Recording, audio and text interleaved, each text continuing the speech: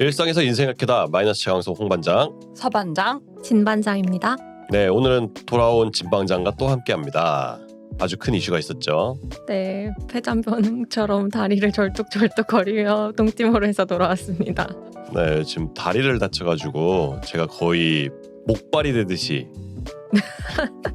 거동이 불편한 진반장을 제가 목발이 되듯이 이렇게 데리고 다니고 있는데, 진짜 거동이 불편하니까 여기저기 다니는 것도 되게 제한적이고 진짜 좀 일상생활에 불편한 점이 많다, 이런 생각이 좀 많이 들더라고요. 그래서 이런 게 좀 우리가 좀 몸이 불편한 사람들에게 친화적인 사회인가, 이런 좀 철학적이고 깊은 질문까지 스스로 하게 되면서 우리가 앞으로 나이가 들었을 때 살고 싶은 세상은 과연 어떤 세상일까, 이런 생각이 많이 들더라고요. 그래서 오늘은 우리가 나이 들었을 때 어떤 세상에서 살고 싶은지에 대해서 이야기를 나눠보고자 합니다. 본격적으로 이야기 시작하기 전에 구독과 좋아요 꼭 눌러주세요.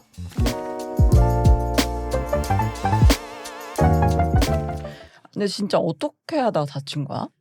제가 상자를 나르다가 그 상자 때문에 발이 안 보여서 이제 바닥을 못 봐가지고 넘어졌어요. 근데 발이 이렇게 바깥으로 꺾이면서 넘어졌는데 골절이 된 거죠. 그래서 지금 오른발 뼈가 부러져가지고 오른발에 체중 부하를 전혀 못 하고 있어요. 너무 불편해요.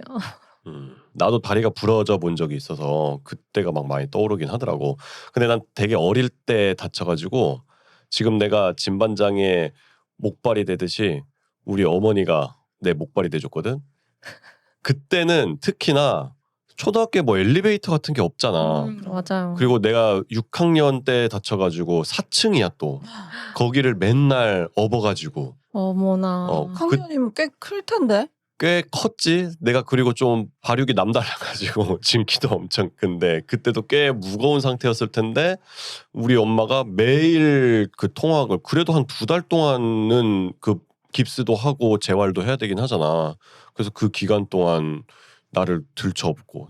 그리고 우리 목발을 안 썼어? 초등학교 안에서는 쓰긴 썼는데 계단을 막 오르락 내리락 하고, 그러니까 또 친구들이 도와줘 봐야 다 꼬꼬마들인데 그 좀 힘들고, 그러니까 우리 엄마가 맨날 그 가까운 거리인데도 택시를 잡아가지고 나를 태워서 학교 앞에 내려서 나를 들쳐 업고 1층에서 4층까지. 너무 힘드셨고. 하교할 때도 그 시간에 맞춰가지고 데리러 와서 나를 또 업고 내려가고.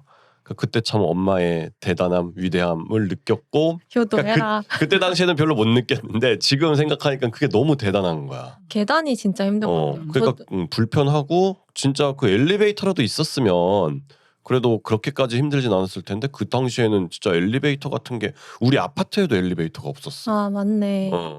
5층 단층 아파트에 살아서 옛날 그 단층 아파트들은 없는 경우들 있잖아요.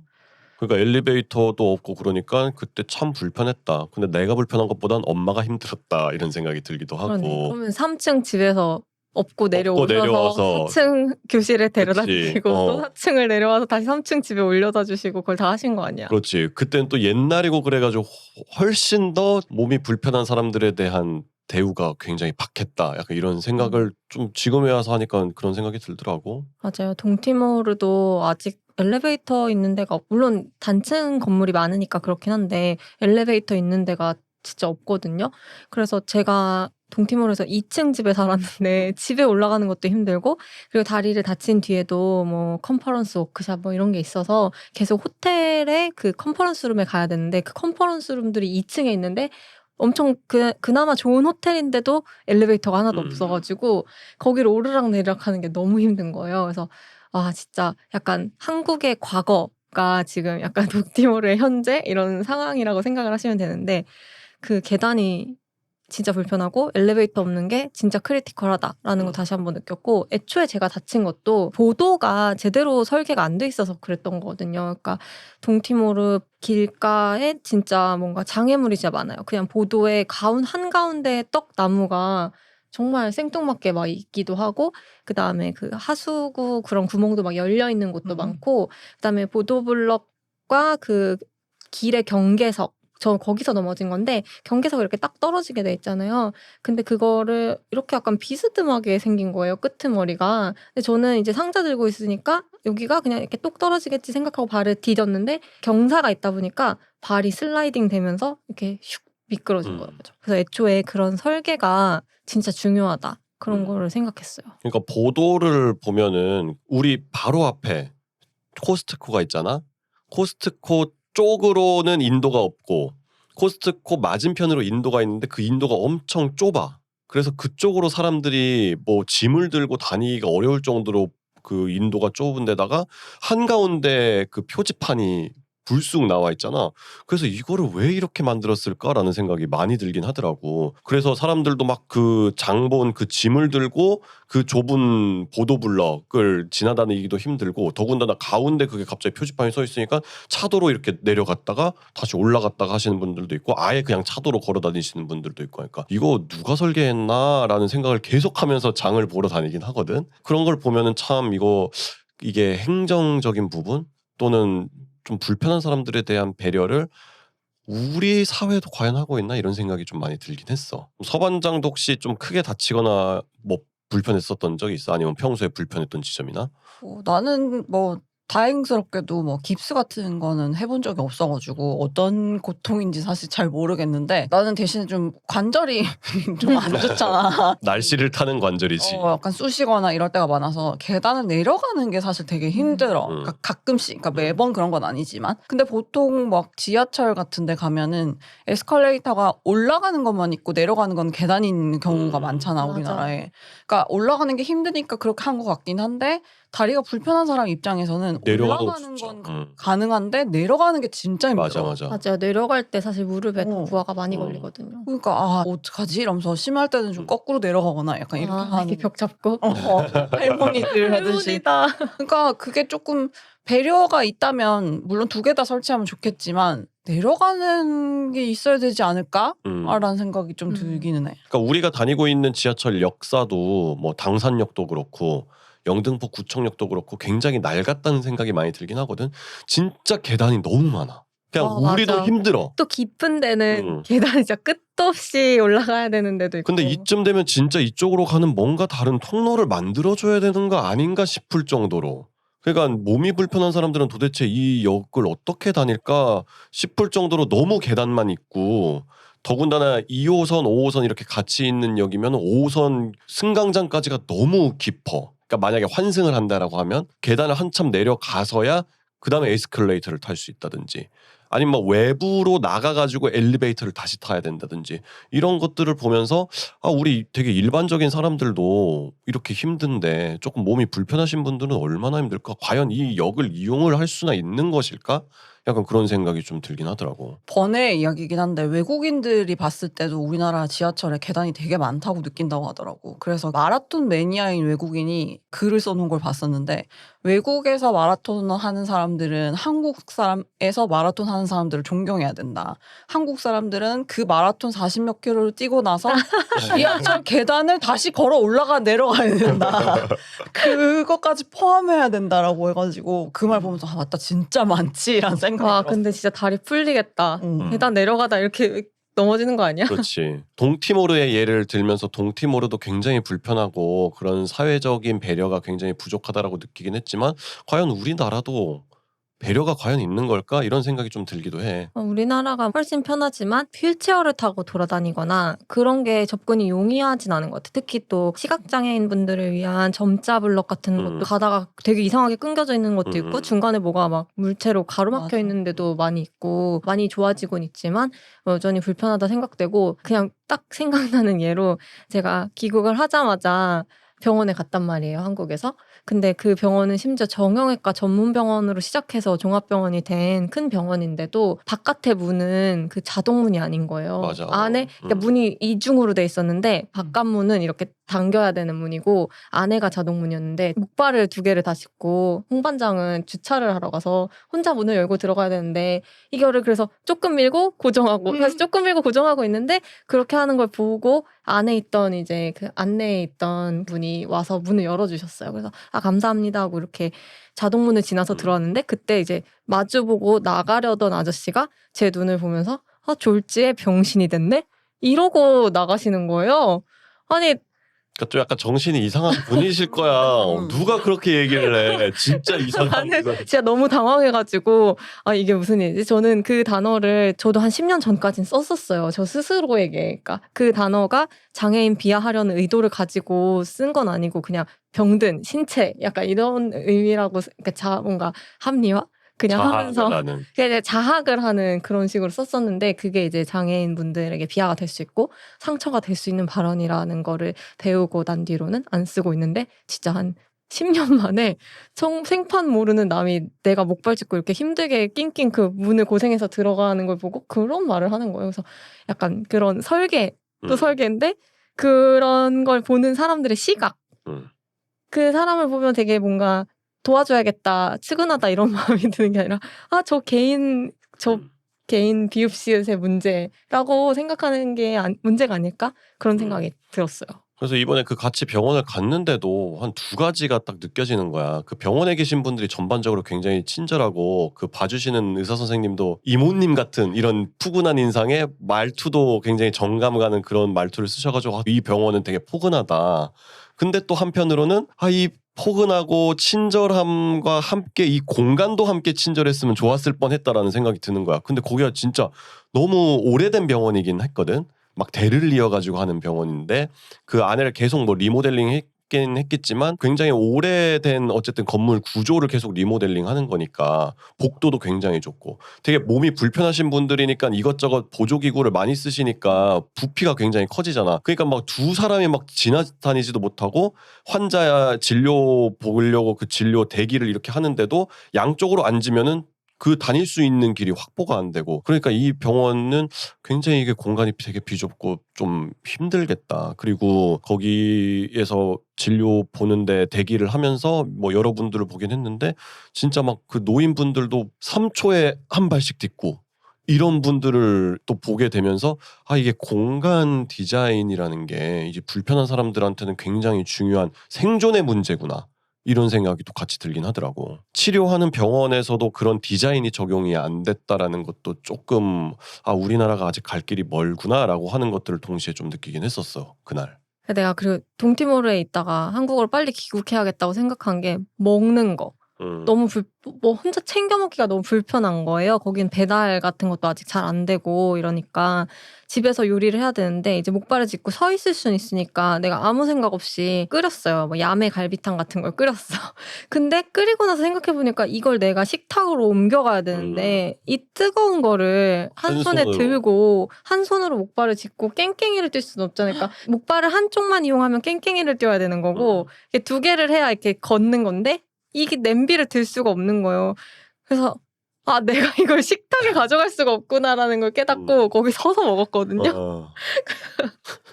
근데 이제 그러니까 이런 사소한 것들이 진짜 되게 중요하고 불편하고 뭔가 이런 부엌에서 생활하는 거 이런 거 안전하게 할 수 있는 어떤 장치들이 필요하다. 그리고 꼭 이게 사람의 도움을 받지 않고도 근데 좀 독립적으로 생활하고 싶은 욕구가 있잖아요, 사람이. 그런 걸 어떻게 해결해야 될까? 막 이런 생각이 들더라고요. 사소한 거 얘기하지만은 지금 집에 돌아와서도 카페트가 깔려 있으니까 그 무서움 의자 그게 또 안 굴러가는 거야. 그게 막혀가지고 그래서 그거 지나다닐 수 있게 동선에 걸리는 거 다 치우고 뭔가 반려동물을 키우거나 아니면 애 키우는 집에 그 구조를 싹 바꾸듯이 약간 그렇게 되더라고. 그러니까 그게 지금 말한 것처럼 이게 장애가 있으신 분에게 편한 거는 뭐 반려동물, 어린아이, 뭐 남녀노소 맞아. 다 편한 거예요. 그러니까 이런 디자인이 진짜 중요하다. 그러니까 뭐 눈에 보기에 좋은 거. 그러니까 우리나라가 특히 그런 전시 행정에 굉장히 발달이 돼 있잖아. 어떻게 하면 이쁘게 보일 것이며 그러니까 그런 것들에 너무 집중을 하다 보니까 그게 가로막혀가지고 불편한 사람들까지는 생각을 미치지 못하는 것 같아. 아직까지도.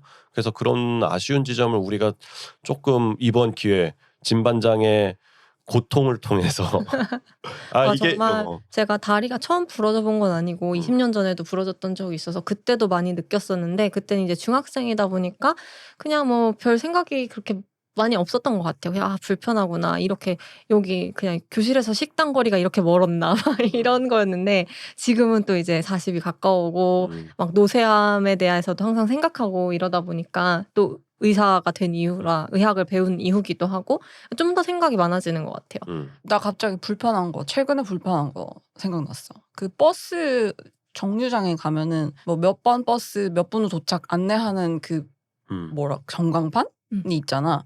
그 목소리가 지금 바뀌었거든, 최근에. 어떻게 한 바뀌었지? 1-2주 정도로 바뀌었는데 예전에는 조금 더 사람 같았다면 지금은 거의 기계식 목소리로 바뀌었는데 그게 굉장히 알아듣기가 힘들어. 예를 들어서 영등포 12 이거면 뭐 잠시 후 영등포 12가 도착합니다. 약간 이랬다면 오늘은 내가 듣다 이렇게 한 게 뭐냐면 영등포 12 잠시 후 도착합니다. 뭐라고? 약간 이런 거야. 그것도 지금 다 AI를 쓰고 있는 건가? 그리고 6631 뭐 이런 번호면 1이 6632 도착합니다. 이러는 거야. 1인지 인지 모르게끔 계속 얘기를 하는 거야.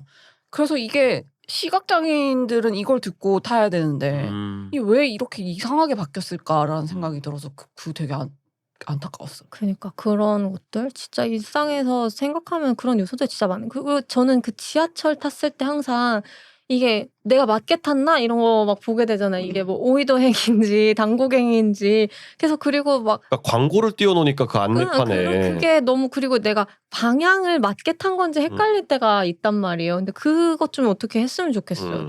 다음 방향이 나오든지 아니면 이번 역 다음 역이 좀 같이 나오든지 그랬으면 좋겠어요. 제가 그거가 우리나라 게 진짜 불편하다는 것도 느꼈던 게 스페인에 가서 스페인의 지하철에 되게 잘 나와 있더라고요. 그게 약간 이렇게 위아래로 우리나라 이렇게 가로로 길다면 위아래로 길게 돼 있어서 맨 위에 예를 들어 오이도 당국이면은 오이도 당국이가 항상 표시가 되어 있고 어느 방향인지가 표시가 되어 있고 그 중간 역들이 지금 현재역, 전역 이거에서 이렇게 가는 화살표가 이렇게 계속 나와서 들어가는 역에 진하게 돼 있고 이렇게 계속 바뀌는 거예요. 이렇게. 근데 종착역 2개는 항상 표시가 돼 있어. 그러니까 그 딱 그냥 쳐다보면은 맞게 탔구나 이걸 알 수 있는데 우리나라는 막 여기 봤다가 저 언제 바뀌어 막 보고 있다가 아니면 밖에 보고 막 이렇게 해야 되잖아요.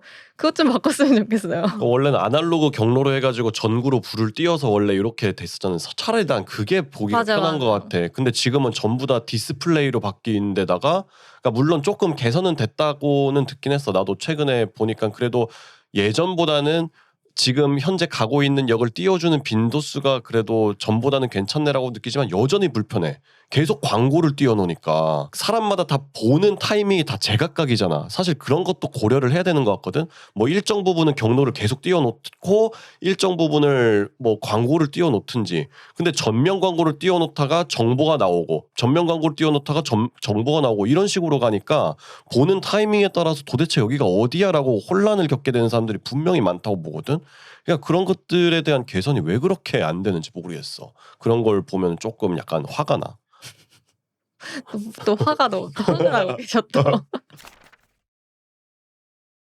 내가 그거를 또 느낀 게 이번에 다리가 다쳐서 이제 한국으로 귀국을 긴급하게 하게 됐는데 제가 환승을 해야 됐단 말이에요. 직항이 없어서 동티모르에서 발리로 간 다음에 발리에서 인천으로 와야 되는 건데 동티모르에서 발리 가는 거는 그 연결하는 그런 게 없는 공항이에요. 공항 자체가 되게 시외버스 터미널처럼 작기 때문에 비행기도 이렇게 비행기가 서 있으면 계단을 통해서 올라가야 되거든요. 공항에서 이렇게 휠체어 서비스를 해줄 수는 있는데 그 계단을 올라갈 때는 휠체어를 4명이 들고 올라가야 된다는 거예요. 그 계단을. 그래서 내가 그냥 목발로 올라가겠다 하고 이렇게 목발로 되게 고생해서 올라갔거든요. 그런데 발리에 이제 딱 도착했을 때는 저는 그 항공사의 휠체어 서비스 신청하는 것만 있는 줄 알았는데 그게 아니라 발리 공항 자체에서 이제 운영하는 그런 그라운드 서비스라는 게 있더라고요. 그래서 그게 제가 하나로 한 20만 원 정도를 냈는데 그거를 신청하면 그분들이 이제 항공기 앞에 이름표를 들고 이렇게 나와서 기다려주시고 휠체어도 대기를 해주세요.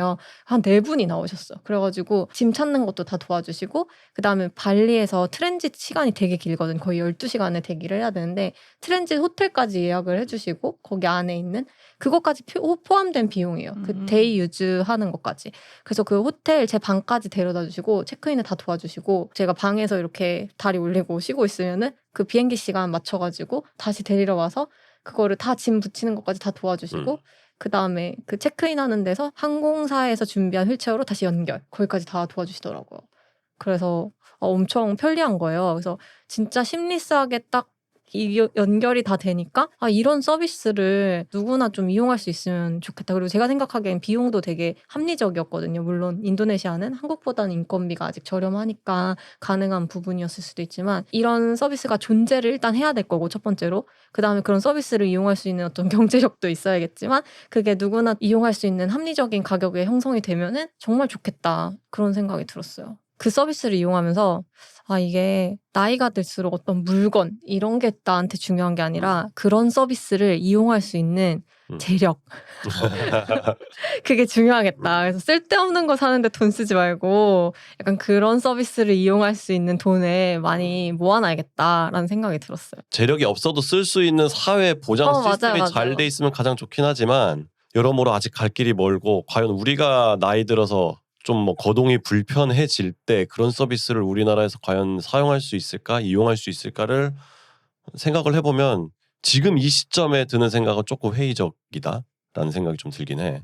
근데 그런 서비스가 다양하고 많아지면 가격이 좀 다운이 되지 않겠어? 맞아. 그렇게 되면은 좀 쉽게 이용할 수 있겠지. 나는 아까 사실 처음에 들었을 때 20만 원이라는 그 서비스 비용이 좀 비싼데? 라는 생각은 하긴 했는데 그 숙소 포함이면 뭐 숙소값 빼고 한 10만 원 정도라고 보면 4명인데 인건비 치면은 저렴하네 생각이 들어서 뭐 우리나라에서도 뭐 예를 들어서 숙소 빼고 한 10만 원이면 괜찮지 않을까? 4명까지는 안 오시더라도?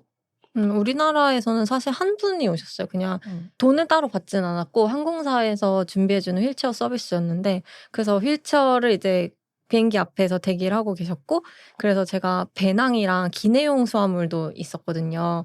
그래서 그거를 이제 그분은 혼자니까 그걸 다 해주실 수가 없잖아요. 그래서 제가 휠체어에 앉은 다음에 목발을 다리 사이에 끼고 백팩은 이렇게 앞에 얹고 그 다음에 발 사이에 기내용 캐리어를 얹고 그분이 그걸 막 끌어줬어요. 근데 그렇게 하고 나서 문제는 1년을 지내다 온 거기 때문에 큰 28인치 캐리어가 2개가 또 있었거든요. 그래서 이제 이걸 어떻게 해야 되나 그래서 그분께 제가 1년 살다 와서 짐이 좀 많은데 그러면은 제가 그 수화물 찾는 데서부터는 목발을 이용할 테니 그 짐 찾는 거 좀 도와주실 수 있냐. 그래서 카트에다 이제 실으면 어쨌든 그걸 끌어주시면 되니까. 그래서 제가 이제 일어났어요. 짐 나오기 전에 휠체어를 먼저 그럼 반납하고 오시는 게 좋지 않겠냐? 이랬더니 제가 휠체어를 출국장 밖으로 가져가야 되는 거라서 가져가면 다시 돌아올 수가 없다 이러시는 거예요. 그럼 결국은 이게 2개를 끌어야 되니까 혼자서 못 끄시잖아요. 그래서 그럼 제가 휠체어를 굴리겠습니다. 해서 저는 이제 휠체어를 굴리고 그분이 카트를 끌어주고 막 이렇게 됐거든요. 그래서 어쨌든 어찌저찌 잘 나오긴 했어요. 근데 그게 이제 우리나라는 아무래도 인건비가 비싸니까 그리고 무료 서비스였으니까 뭐 그런 게 있었는데 그런 게 근데 누구나 좀 이용할 수 있게 합리적인 가격으로 형성이 된다면 그리고 그런 서비스가 좀 더 기본 서비스 이런 것처럼 되면 좋을 것 같긴 그렇지. 해요. 그런 거 서비스를 내가 몸이 불편해서 뭔가 도움을 받아야 되는데 비용을 생각해야 된다. 약간 이런 것도 너무 굉장히 서글프잖아. 슬픈 일인 것 같아. 그러니까 모두가 보편적으로 활용할 수 있는 거고 내가 이런 불편한 상황이니까 당당히 내가 서비스를 좀 요청할 수 있다라는 게 이제 기본 저변에 깔려 있다면 그러니까 지금 그렇게 서비스를 그래도 도와주시는 분이 와서 해주시는 걸 생각하면 좀 약간 송구한 마음도 있긴 있잖아. 그렇죠. 내가 비행기 값 다 내고 탄 거긴 해도 그치. 이게 거기 평소에 이용하지 않는 서비스를 추가한 거니까 되게 막 감사하면서 송구하면서 약간 그러더라고요. 그래서 근데 이거를 조금 더 그냥 편하게 그냥 내 성격일 수도 있지만 그냥 사실은 저처럼 이렇게 뼈가 부러지는 경우가 아니더라도 뭐 발목을 접질 수도 있고 여행하다가 그리고 좀 나이 드신 분들은 제가 약간 힘이 약하실 수도 있고 그래도 여행을 가고 싶을 수 있고 이렇잖아요. 근데 이게 마치 개인의 문제인 것처럼 그냥 몸이 안 좋으면 집에는 앉아있지 왜 그치. 돌아다녀 약간 이런 식으로 생각하면 안 될 것 같고 근데 그런 게 뭔가 항공사의 비용이 더 올라가는 게 될 수도 있겠지만 그런 게 근데 좀 더 그건 어차피 인천공항공사 이런 쪽에서 사실 그런 서비스를 뭐 제공하고 인천공항공사는 또 정부에서 또 관리를 하긴 한 공기업이니까 그럼 그런 쪽으로 좀 세금이 투입돼 가지고 복지 차원에서 그런 서비스들을 좀 보편화시키고 약간 그런 쪽으로 가야 되는 거 아닌가? 그게 좀 사기업의 그런 서비스를 전가하는 것도 나는 좀 아닌라는 생각이 들긴 해. 물론 그런 것들을 다 갖춰놓는 기업이 굉장히 도덕적인 기업이고 굉장히 훌륭한 기업이라고 생각은 들긴 들지만 그게 기업에서 하는 것도 물론 그런 서비스가 존재하면서 그런 상품을 팔 수도 있지만 그런 거 이전에 뭔가 공항 단위에서 또는 정부 단위에서 그런 서비스들을 뭔가 보장을 해놓는다. 난 이런 게 더 중요하다고 보는 거지. 그러니까 공항 자체에서 좀 기본적인 서비스는 있고 음, 좀 더 프리미엄한 서비스를 이용하고 싶을 때는 뭐 항공사에서 좀 뭐 예를 들어서 그 비즈니스석, 이코노미석 그런 예매하듯이 그런 식으로 이용할 수 있으면 그렇지. 되겠지. 돈을 좀 어느 정도 돈을 내고. 근데 진짜 고려해봐야 될 것 같아. 우리나라 진짜 초고령 사회고 어느 나라보다도 속도가 진짜 빠른데 그러면 점점 더 많은 사람들이 다 나이 든 사람들밖에 맞아. 없을 거고 서비스를 제공할 젊은 사람은 적고 서비스가 필요한 사람들은 되게 많아지는 노쇠한 인구가 되게 많아지는데 그런 게 점점 더 공공 영역에서 많아져야 될 것 같긴 해요. 그런 공공 서비스. 그러니까 우리도 나중에 나이가 분명히 들 거고 우리가 지금 이 팟캐스트를 시작한 이유도 나이 잘 들어야 된다. 멋있게 나이 들어야 된다. 건강하게 나이 들어야 된다. 이런 얘기를 하긴 하지만 그 노화를 막을 수는 없잖아. 그렇죠. 그러니까 어쨌든 우리가 뭐 나중에 함께 모여가지고 이런 옷을 계속 입고 뜨개질을 같이 하면서 살아갈 텐데, 그러니까 지금부터라도 뭔가 그런 부분에 대해서 우리가 인식 개선, 우리 자신이 그런 인식 개선을 해놓지 않으면 나중에 늙어서 대접받지 못하는 사회가 분명히 있을 것 같긴 하거든. 그러니까 우리가 잘 대접받기 위해서라도 지금 잘 생각해야겠다라는 생각을 많이 하게 됐거든. 그러니까 뭐 아까 점자블럭 이런 거 얘기하긴 했지만 나도 순간순간 그 점자블럭에 걸려서 넘어질 뻔한 적이 몇 번 있었어. 그때마다 순간순간 뭔가 확 짜증이 올라왔다가 아니지. 이렇게 생각을 하는 경우들도 굉장히 많단 말이야. 그러니까 나도 그런 부분에 있어가지고 좀 내 자신을 돌아보면서 내가 과연 대접받을 만한 사람인가? 항상 그거를 요새는 체크하게 되더라고. 그러니까 근데 그게 또 이용하지 않는 사람에게 불편을 줬다면 약간 설계가 잘못된 거죠. 그러니까 유니버설 디자인이라고 하잖아요. 그러니까 그게 이용하는 사람이든 이용하지 않는 사람이든 다 좀 편하고 걸림이 없어요. 진짜 제가 공항에서 느꼈던 그 심리스함이 일상 저변에서 느껴져야 되는 것 같아요. 그게 진짜 좋은 디자인이고 설계고 그러니까. 근데 진짜 그런 거 아이디어 싸움인 것 같기도 해. 전봇대에서 접었다 폈다 하는 의자 있잖아. 알지? 그게 무슨 전봇대 달려. 공무원이 발명했다고 그때 뉴퀴즈도 나오게 됐는데 그 의자가 진짜 좋은 아이디어라고 하더라고. 그 보통 왜 나이 드신 분들이 무단횡단을 좀 많이 하시잖아. 그걸 하는 이유가 멈춰서 그걸 서 있는 게 더 힘들대. 너무 힘들어서 그걸 멈춰 있을 수 없으니까 그냥 무단횡단을 하는 경우가 많다고 하더라고. 그래서 그 전봇대에 그 접었다 폈다 하는 의자를 설치를 하고 나서 거기에서 쉬면서 초록불 바뀔 때까지 기다려가지고 그래서 무단횡단이 그 지역에는 확 현저하게 줄었다고 하더라고. 그래서 그런 어떤 사소한 아이디어로도 충분히 많은 걸 개선할 수 있으니까 진짜 좀 아이디어 싸움이 될 수 있지. 맞아. 그리고 그런 진짜 사소한 것들이 중요하다고 느낀 게 제가 이제 다리 다치고 샤워를 하려고 봤는데 화장실이 너무 공포의 공간인 거예요. 너무 미끄럽고 그치. 막 잡을 데도 없고 목발을 짚고 들어가도 물기가 있으면 목발 바닥이 아무리 고무 이렇게 있어도 미끄러워질 때가 있고 그러면 막 철렁철렁하고 이러는 거예요. 그래서 와 진짜 나이 드신 분들이 계시는 집에 막 바를 설치해 놓고 미끄럼 방지 막 패드를 깔아 놓고 막 그러잖아요. 그래서 그리고 또 이게 너무 이렇게 다리가 한쪽이 불편해서 체중을 못 실으니까 샤워를 할 때 한쪽 다리에 너무 힘이 많이 들어가서 결국은 막 바닥에 철푸덕 앉아가지고 하거나 어디 고정할 데도 없어서 샤워기를 막 이상하게 하고 제대로 못 씻게 되는 거예요. 그래서 제가 욕실에서 쓸 수 있는 플라스틱 의자를 검색해서 이제 샀거든요. 근데 이제 그거 하나 있으니까 진짜 약간 삶의 질이 달라지는 거 샤워할 때. 그래서 근데 그 후기를 보니까 저는 다리 다친 사람만 이용하는 게 아니라 노인분들, 그 임산부도 이제 너무 이제 배가 무거워지면은 힘들잖아요. 그래서 앉아서 이렇게 샤워하면은 편하고 이래서 그런 뭔가 사소한 보조기가 진짜 삶의 질을 크게 좌우한다는 걸 이번에 또 느끼면서 아 진짜 그런 아이디어, 그다음에 관심, 그리고 그런 게 존재한다. 그 존재. 그리고 그거를 뭔가 구매할 수 있는 여력 다시 한번 그런 게 중요하다라고 생각했어요. 그 집에도 진짜 저희 집에 방문에는 턱이 없는데 그 거실과 부엌을 넘어가는 공간에 진짜 한 2cm의 턱이 있거든요. 근데 제가 그래서 집안에서 돌아다니려고 바퀴 달린 의자를 샀어요. 둥글둥글 막 무서운 바퀴 의자. 목발 짚으니까 계속 여기 겨드랑이도 너무 아프고 이래가지고 그래서 의자가 너무 편해서 방은 다 막 다닐 수가 있는데 그 2cm 턱을 못 넘는 거예요.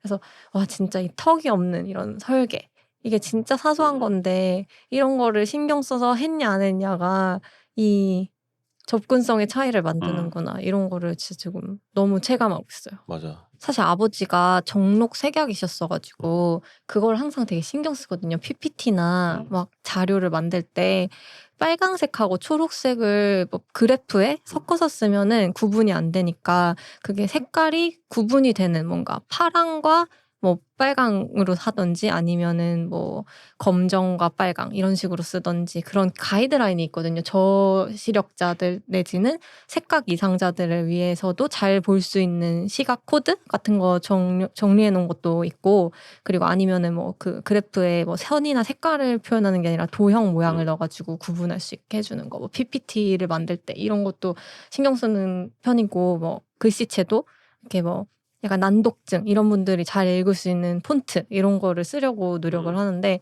그런 게 공공 디자인 영역에도 다 적용이 돼야 된다고 생각해. 그래야지 맞아. 나이가 들수록 시력도 떨어지고 뭐 노안도 오고 백내장도 생기고 어느 시점엔 다 저시력자가 되는데 그런 게 되게 중요하지 않나 그런 생각도 갑자기 들었어요.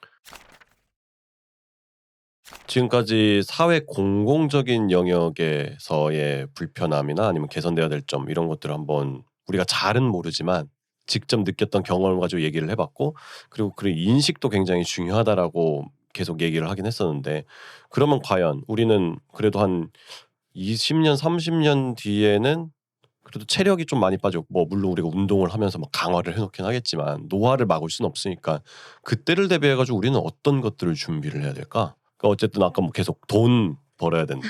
그러니까 뭐 프리미엄 서비스를 좀 받고 싶은 마음도 분명히 있긴 아니 있으니까. 프리미엄까지는 아닌데 이렇게 그런 집에 안전 장치를 설치할 수 있는 돈, 그리고 뭔가 외출을 하거나 조금 더 긴 외출을 하거나 뭐 이럴 때 좀 보조를 받을 수 있는 그런 거는 필요할 것 같다는 생각도 들고. 그래서 요새 AI 시대잖아. AI가 되게 급성장하고 있는 시대인데 어쨌든 소프트웨어적인 AI가 지금 굉장히 많이 발전하고 있는데 거기에 맞물려서 이제 피지컬 AI가 많이 화두가 되긴 하잖아. 그게 나중에는 굉장히 중요한 요소로 작용할 것 같은 거야. 그래서 뭔가 보행을 보조해 준다든지 또는 뭔가 진짜 아예 거동이 안 되는 분, 불편한 분들을 넘어서 안 되는 분들의 장치를 그런 피지컬 AI가 발전하면서 채워줄 수도 있을 것 같다라는 생각이 드는 거야. 근데 그게 나중에 가면 굉장히 비싸긴 하겠지? 근데 이미 요양원인가 뭐 그런 그쵸. 데서 많이 활용이 되고 있대. 뭐 이렇게 세울 때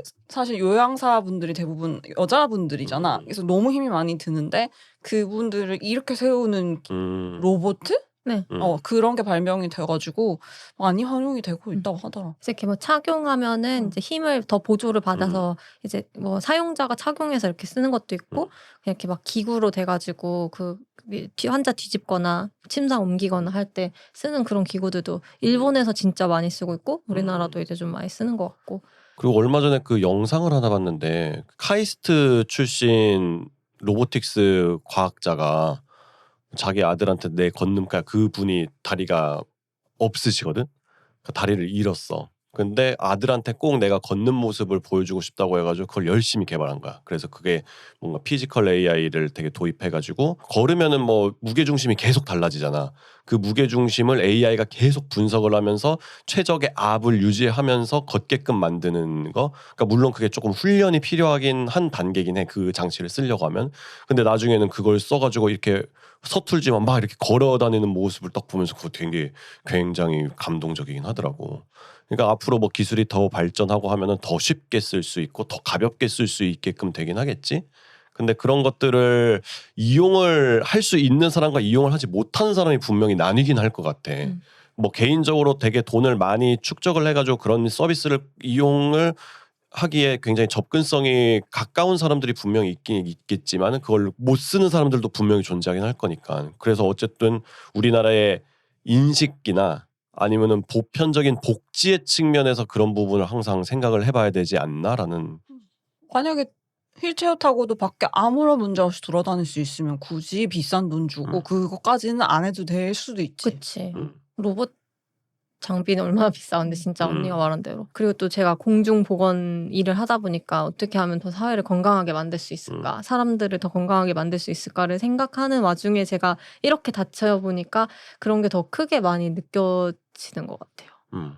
그러니까 지금 뭔가 우리가 앞으로 늙어가지고 어떤 것들을 준비해야 편하게 살 수 있을까를 고민을 한번 해보자라고 화두를 던지긴 했지만 잘 모르겠어. 왜냐하면 우리가 불편해 본 적이 없기 때문에. 그러니까 그런 마인드 자체를 평소에 생각하지 않으면 그건 진짜 쉽게 떠올리지 못하는 거야. 우리가 어떻게 잘 살아갈지에 대해 제가 가지고. 목발 좀 빌려드릴게요. 좀 짚고 이동 좀 해보세요. 그냥 몇 미터만 걸어도 바로 느낄 수 있어.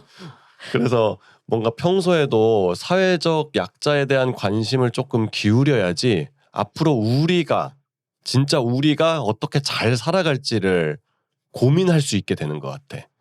그런 지점이 오늘 대화를 통해서 좀 느껴지네. 요즘에도 하는지 모르겠는데 제가 예전에 어둠 속의 대화라는 전시회를 갔던 적이 있거든요. 그거는 진짜 완전 다 깜깜한 데를 같이 이동을 하는 거예요. 시각장애인 분의 안내를 따라서.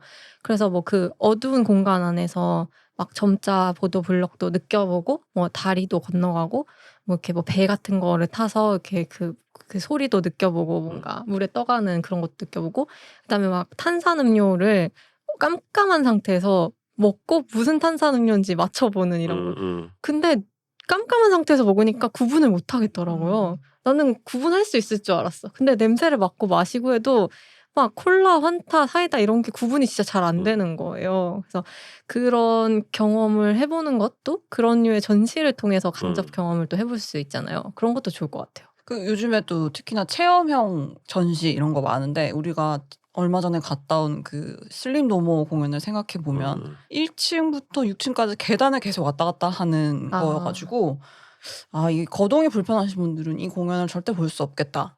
근데 라는 우리는 생각이 그거 드는 보면서 너무 감흥이 크게 와가지고 진짜 이거는 꼭 봐야 된다라고 하면서 진반장 데리고 가야 된다 뭐 이랬잖아. 근데 근데 지금 다리가 다리가- 이래가지고 올 때까지 기다렸거든. 한 번 더 가자 이래가지고 근데 그러고 보니까 못 가네 다리가 부러지면. 그래서 그러면은 약간 거동이 불편하신 분들은 이런 공연을 볼 기회조차 상실되네라는 생각이 들어갖고 좀 안타깝기는 하더라. 그러니까 우리가 연극을 또 했던 사람들이긴 하잖아. 그래서 주로 우리가 소극장을 이용해가지고 공연을 했었는데 그때도 보면은 조금 가끔 제가 좀 뭐 어디가 불편해서 공연을 혹시 보러 갈 수 있느냐라고 했을 때 우리가 최선을 다해가지고 그 자리를 마련하지만 진짜 그 공연장의 형태나 시스템이 맞아. 그거를 도저히 우리가 해결하지 못하는 경우들이 있어. 소극장들은 다 막 계단밖에 없고 좁고 그 휠체어석 따로 맞아. 없고.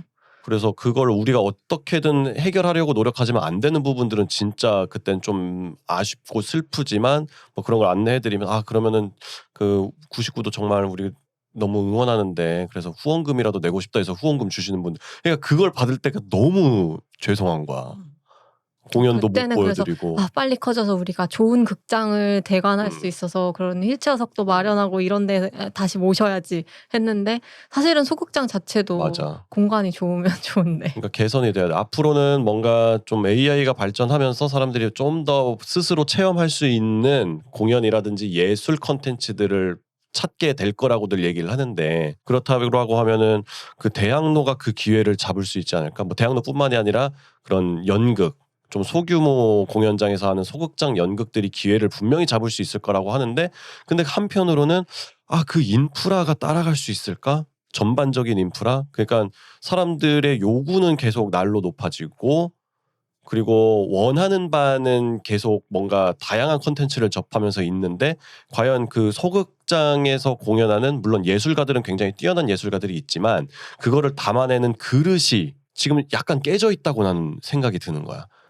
건물을 리모델링하는 건 쉽지 않은 문제니까. 그러니까 아직도 열악한 공연 환경이니까 그 불편을 감수하고 보러 오세요를 조금 뛰어넘어야 되지 않나라는 생각이 좀 들긴 하더라고. 그러니까 그렇게 맞물려 가지고 좀 뭐 몸이 거동이 좀 불편하신 분들도 쉽게 오셔가지고 그걸 체험할 수 있어야 그게 좀 옳게 된 예술 아닌가라는 생각이 좀 들긴 해. 네, 오늘은 우리의 일상이 될 수도 있는 그런 환경들에 대해서 되짚어보고 어떤 것들이 필요한지도 한번 점검을 해보긴 했는데요. 인식도 물론 중요하고 그렇지만 우리가 함께 살아가고 있는 이 환경에 대한 인식 그리고 이해가 수반이 돼야지 앞으로 우리가 얼마나 더 좋은 환경에서 살아갈 수 있을지를 확인했던 시간이었던 것 같습니다. 조금만 주변에 관심을 가지면 더 많은 것들이 개선되지 않을까 싶습니다. 모두가 동등하고 편리하게 불편함 없이 행복한 생활을 할 수 있는 그런 대한민국 세계가 되었으면 좋겠네요. 오늘 저희 대화가 유익하셨다면 구독, 좋아요, 알림 설정 부탁드려요. 그럼 다음 에피소드에서 뵙겠습니다. 감사합니다.